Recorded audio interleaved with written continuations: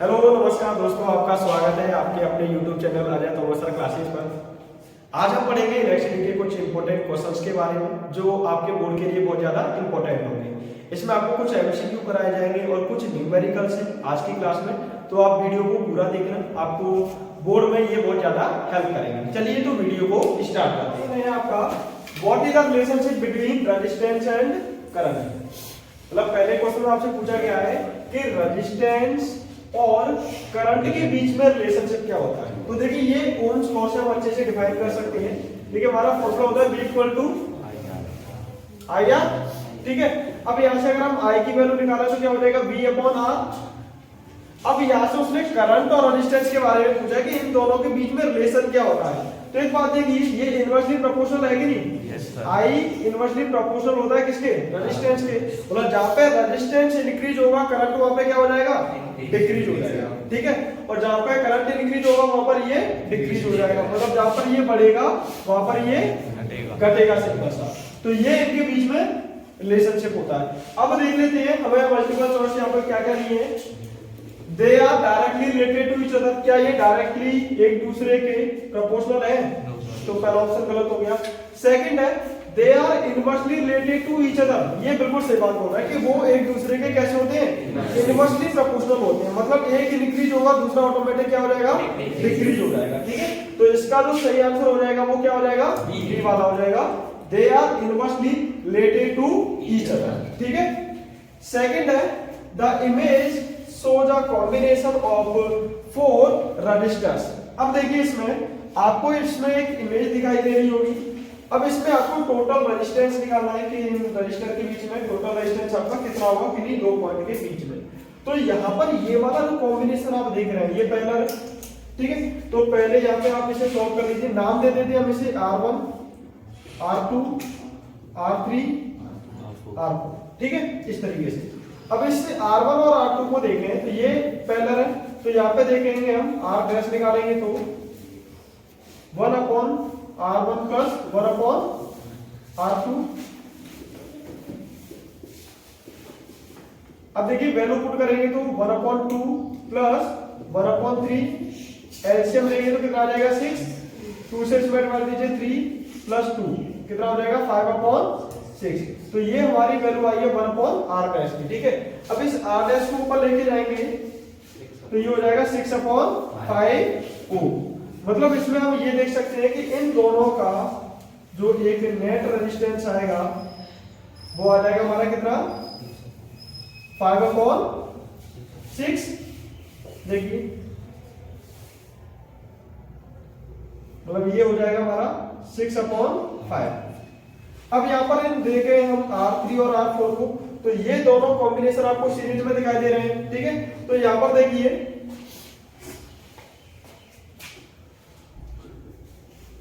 4R3 and R4। तो यहाँ पे देखेंगे सीरीज में है ये, तो R डबल डैश निकालेंगे तो आपका आ जाएगा R3 प्लस R4। सीरीज में क्या होता है आपस में वो ऐड हो जाती है। तो यहाँ पर होगा 4 प्लस 2। इसकी जो वैल्यू आएगी वो हो जाएगी 6 O। यानी कि इन दोनों को यहां से हटाकर आप कितना लिख सकते हैं 6 ओम लिख सकते हैं, ठीक है। अब ये देखिए हमारा R डैश था, ये हमारा कितना है R डबल डैश है। लेकिन अब इन दोनों को देखें ध्यान से तो ये एक दूसरे के पहला दिख रहे हैं, ठीक है। अब इसमें अगर हम टोटल निकालें R ट्रिपल डैश तो ये हो जाएगा 1 upon R dash plus 1 upon R double dash, यानी 1 अपॉन 6 अपॉन 5 प्लस 1 अपॉन 6। ये ऊपर पहुंच जाएगा हो जाएगा 5 अपॉन 6 प्लस 1 अपॉन 6। एलसीएम लेंगे 6 आ जाएगा और ये 5 और 1 ऐड हो जाएगा 5 प्लस 1 यानी 6 अपॉन 6। कट करेंगे तो कितना आ जाएगा 1 ओम आ जाएगा। कितना आ जाएगा 1 ओम। इसमें ऑप्शन देख लीजिए what is the net resistance between the two points in the circuit. तो देखो 0.5 ओम गलत है, 1.0 तो ये बिल्कुल सही है। तो क्वेश्चन नंबर 2 जिसका आंसर हो जाएगा 1.0 ओम, ठीक है। ऐसे थर्ड वाला देखो, थर्ड में उसने बोला है name the physical quantity expressed as the product of the potential difference and the electric current. देखिए पोटेंशियल डिफरेंस और इलेक्ट्रिक करंट। इसमें फिजिकल क्वांटिटी पूछ रहा है, इन दोनों का प्रोडक्ट किस में होता है। एक बात बताइए, उसने इलेक्ट्रिक पावर का ऑप्शन दिया है, तो P इक्वल टू हमारा होता है, देखिए VI, मतलब यहीं पर बात रखोगे, मतलब उसने प्रोडक्ट ही तो पूछा है जिसमें पोटेंशियल डिफरेंस और करंट का प्रोडक्ट हो। तो पोटेंशियल डिफरेंस और करंट का प्रोडक्ट किस में आता है, पावर में आता है। किस में आता है, पावर में। तो इसका ऑप्शन नंबर ए ही सही हो जाएगा। रेजिस्टिविटी की बात करें, चलो चारों को सोल्व कर देते हैं। R इक्वल टू आपका क्या होता है, रॉ L अपॉन ए। अगर यहां से रॉ की वैल्यू निकालेंगे तो क्या हो जाएगा, R इंटू ए अपॉन एल। तो यहाँ पे इलेक्ट्रिक करंट और पोटेंशियल डिफरेंस का कोई भी प्रोडक्ट दिख रहा है आपको, नहीं ना। तीसरा ऑप्शन लेके देख लीजिए आप, इलेक्ट्रिक पोटेंशियल, तो V इक्वल टू क्या होता है, IR। अगर I निकालेंगे तो क्या हो जाएगा, V अपॉन R हो जाएगा। लेकिन यहाँ पे इन दोनों का कोई प्रोडक्ट दिख रहा है आपको, नहीं दिख रहा है, ये भी गलत हो गया। हीट के फॉर्मूला होता है H equal to I square RT। लेकिन इसमें भी आपको पोटेंशियल डिफरेंस और करंट का कहीं पे भी आपको प्रोडक्ट दिख रहा है क्या, नहीं दिख रहा ना। तो मतलब इसमें देखो B, C और D तीन ऑप्शन क्या है, गलत है। और इसका जो सही आंसर हो जाएगा वो क्या हो जाएगा, इलेक्ट्रिक पावर हो जाएगा। ठीक है, इसके बाद देखो अगला क्वेश्चन है, which of the formula is correct Ohm's law. अब देखिए इनमें 3-4 फॉर्मूले आपको दिए और उसमें पूछ रहा है कि ओम्स लॉ का जो फॉर्मूला है वो कौन सा है, तो वो हमें पता है। देखिए इसमें आपको थोड़ी कंफ्यूजन दिखेगी कि एक ऐसे ही सब लग रहे हैं। तो V इक्वल टू हमारा फॉर्मूला क्या होता है, IR होता है कि नहीं। अब इसमें देखो अगर हम इन ऑप्शंस को मैच करें तो इसमें देखिए हमारा कौन सा बैठ रहा है, फिर D वाला, तो हमारा सही हो जाएगा। ठीक है, तो अब आगे देखिए क्वेश्चन नंबर नेक्स्ट। अच्छा देखो अब नेक्स्ट क्वेश्चन है आपका, अच्छा क्वेश्चन है, the resistance which VI graph is given below. देखिए यहाँ पर आपको एक ग्राफ दिया गया है, इसमें ये आपका जो लाइन है ये रिप्रेजेंट कर रहा है करंट को, और ये वाली जो लाइन आपको दिख रही है ऊपर की तरफ, ये पोटेंशियल डिफरेंस को रिप्रेजेंट कर रही है। अब इसमें आपको कुछ ऑप्शन दिए गए हैं कि जो रेजिस्टेंस है, क्या है, रेजिस्टेंस है, वो कौन सा होगा। पहले तो देखिए रेजिस्टेंस पूछा था, एक फॉर्मूला आप याद कर लीजिए, V इक्वल टू IR होता है। ठीक है, R इक्वल टू हो जाएगा V अपॉन I हो जाएगा। ठीक है, अब इसमें देखिए ग्राफ के अकॉर्डिंग, सिंपल सी बात है, ग्राफ के अकॉर्डिंग इसमें देखिए 503, 5/2 और 2/5। एक बात बताइए, इसमें 2 आपको कहीं पे भी दिख रहा है, 2 आपको इसमें कहीं पे भी दिख रहा है, तो इसमें जो 2 वाले ऑप्शन है, ये वाले, ये तो कैंसिल ही हो गए। ठीक है, अब इसमें देखते हैं 3 और 5 के बीच में क्या रिलेशन हो सकता है। तो एक बात बताइए, पोटेंशियल डिफरेंस को ये वाली लाइन डिनोट कर रही है, तो V ऊपर आना चाहिए, V का मतलब 3 ऊपर आना चाहिए। चलो 3 को हम यहाँ पे लिख लेते हैं, अपॉन करंट, तो देखो इसको अगर हम मैच कराएंगे तो इस तरीके से मिलेगा, तो 3 अपॉन क्या हो जाएगा, 5 हो जाएगा। मतलब ऑप्शन नंबर आपका सेकंड जो B वाला है वो आपका सही होगा। ठीक है, यानी कि देखिए इसमें जो रेजिस्टेंस है वो कौन सा होगा आपका, सेकंड वाला 3/5 ओम हो जाएगा। ठीक है, नेक्स्ट क्वेश्चन है, ये भी अच्छा है, Ohm's law is true for. देखिए जो ओम्स लॉ है ये किसके लिए ट्रू होता है। पहली बात तो ये जितने भी मेटालिक कंडक्टर होते हैं उनके लिए ट्रू होता है, लेकिन वहां पर टेम्परेचर वाली बात आ जाती है। अगर मान लीजिए टेम्परेचर बहुत ज्यादा हो गया तो वहां पर आपको पता है कि ओम्स लॉ उसको फॉलो, मतलब ओम्स लॉ जो कंडक्टर है उसको फॉलो नहीं करेगा। अब देखिए इसमें ऑप्शन क्या क्या दिए वो देख लेते हैं। Metallic conductor at low temperature, second है metallic conductor at high temperature. देखिए हाई टेम्परेचर वाली बात आ गई, मतलब टेम्परेचर ज्यादा हो जाएगा तो यहाँ पर ओम्स लॉ फॉलो नहीं होगा। तीसरा for electrolytes when current passes through them, नहीं बिल्कुल इनके लिए नहीं होता है। और डायोड जिनसे करंट पास होगा इनके लिए भी नहीं होता है। मतलब इसमें अगर हम 3 ऑप्शन देखें, इसमें नहीं फॉलो करेगा, इसको नहीं फॉलो करेगा, और हाई टेम्परेचर की वजह से इसको भी फॉलो नहीं करेगा। मतलब ऑप्शन नंबर आपका फर्स्ट है, जितने भी मेटालिक कंडक्टर होते हैं लेकिन लो टेम्परेचर पर वहां पर ओम्स लॉ फॉलो करता है। ओम्स लॉ में क्या था, मतलब वो आपका कांस्टेंट टेम्परेचर होना चाहिए। कितना होना चाहिए, कांस्टेंट, मतलब एक तरीके से लो टेम्परेचर होना चाहिए, वहीं पर ओम्स लॉ फॉलो होगा। ठीक है, तो जितने भी मेटालिक कंडक्टर होते हैं लो टेम्परेचर पर ओम्स लॉ को फॉलो करते हैं। अगला क्वेश्चन है, इलेक्ट्रिक पोटेंशियल एक क्वांटिटी होती है। तो देखिए इलेक्ट्रिक पोटेंशियल की बात करें, इसमें मैग्नीट्यूड तो होता है, इसमें मैग्नीट्यूड तो होता है, लेकिन इसमें डायरेक्शन नहीं होती है। अब देखिए जिसके अंदर डायरेक्शन नहीं होगी, केवल मैग्नीट्यूड होती है, स्केलर क्वांटिटी। वेक्टर क्वांटिटी के लिए जरूरी होता है जिसमें दोनों चीजें हो, डायरेक्शन के साथ साथ मैग्नीट्यूड। ठीक है, तो इसका आंसर हो जाएगा ए ऑप्शन हो जाएगा, electric potential is a scalar quantity. अगला क्वेश्चन है, देखिए ये बहुत बढ़िया है, इसमें आपको थोड़ा सा दिमाग लगाना पड़ेगा तभी आप कर पाएंगे। देखिए, which of the following represents voltage, मतलब इनमें से कौन सा वोल्टेज को रिप्रेजेंट करता है। ठीक है, तो आपने एक फॉर्मूला देखा होगा, V equal to W upon Q होता है। ठीक है, अब इसे सॉल्व करने की कोशिश करेंगे। Work done upon current into time, work done into charge, यानी इसको हम लिखेंगे तो W इनटू Q हो जाएगा। इसको देखेंगे तो work done into time upon current हो जाएगा, इसको कुछ लिखेंगे ऐसा आ जाएगा। और इसको देखेंगे work done into charge Q into time, WQT हो जाएगा। लेकिन इसमें अगर हम तीनों को देखें, ये आपके वोल्टेज को रिप्रेजेंट नहीं करेंगे। लेकिन ये वाला पहले वाला कर सकता है, कैसे देखिए, V इक्वल टू क्या होता है, W अपॉन Q, तो वर्क आ गया यहाँ पे, और Q इक्वल टू हमने पढ़ा है IT। Q इक्वल टू क्या होता है, IT होता है कि नहीं। तो देखो यहाँ पर work done upon current into time, यानी कि वोल्टेज का आपका यहाँ पर बन जाएगा work done upon current into time.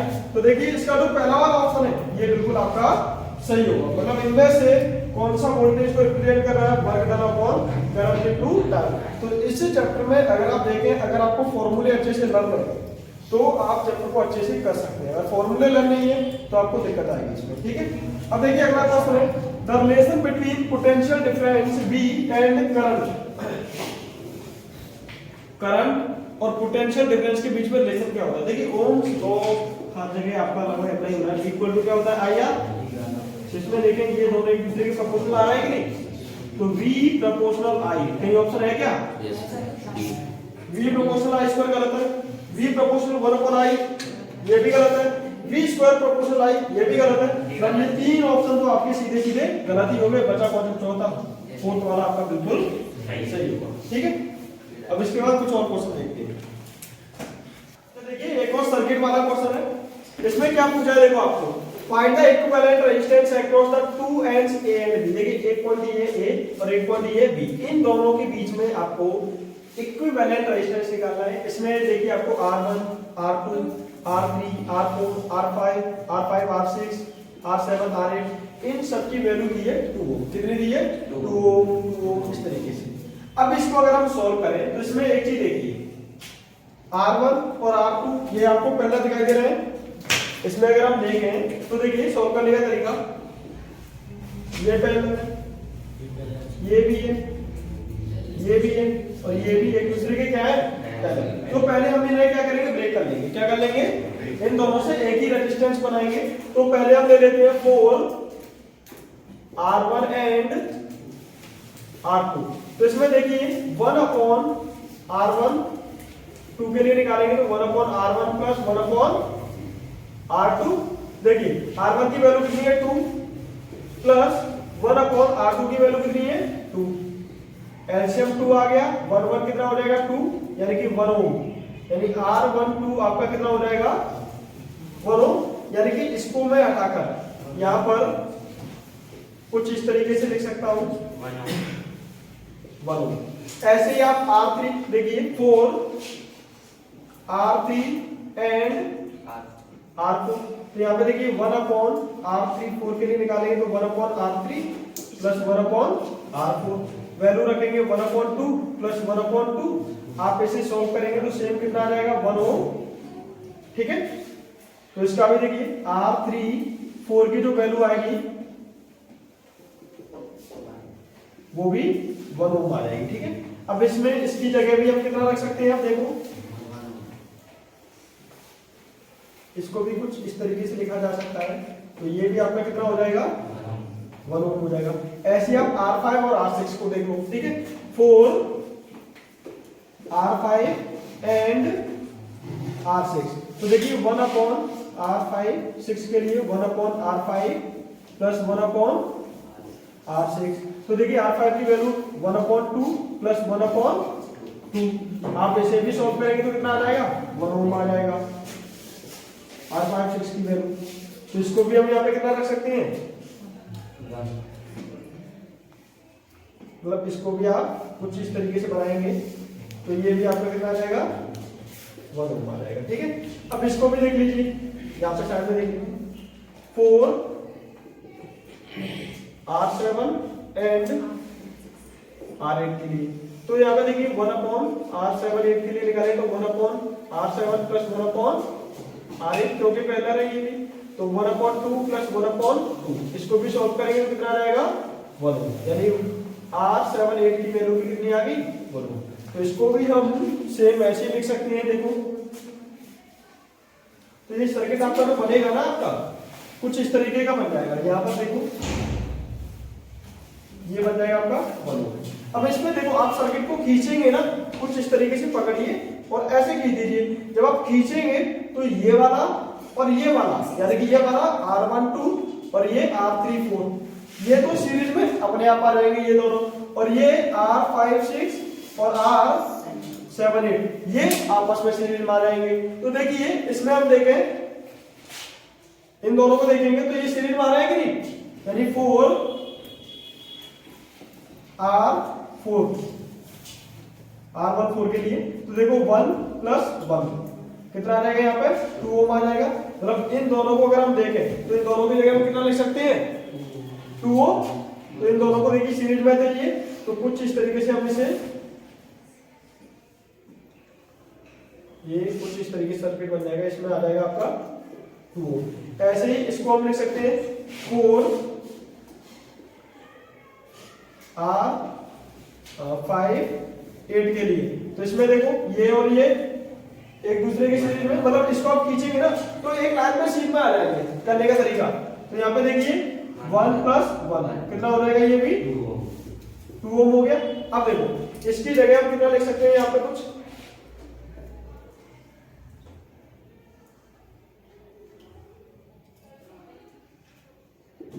अब इसको देखेंगे तो ये भी कितना आ गया 2 ओम।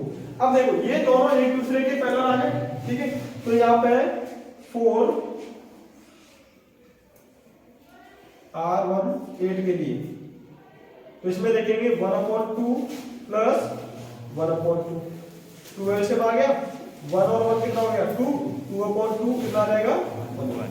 तो यहाँ पे जो आपका इक्विवेलेंट रेजिस्टेंस आएगा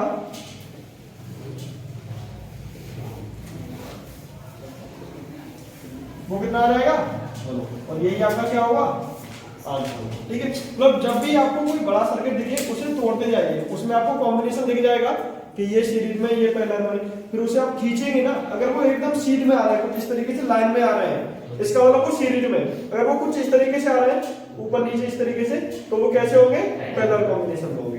तो कोई भी सर्किट हो उसे ब्रेक करिए, ब्रेक करके आप आराम से कितने भी बड़ी सर्किट का आंसर निकाल सकते हैं। ठीक है, अब जो भी इंपॉर्टेंट क्वेश्चंस होंगे वो हम आगे देखेंगे।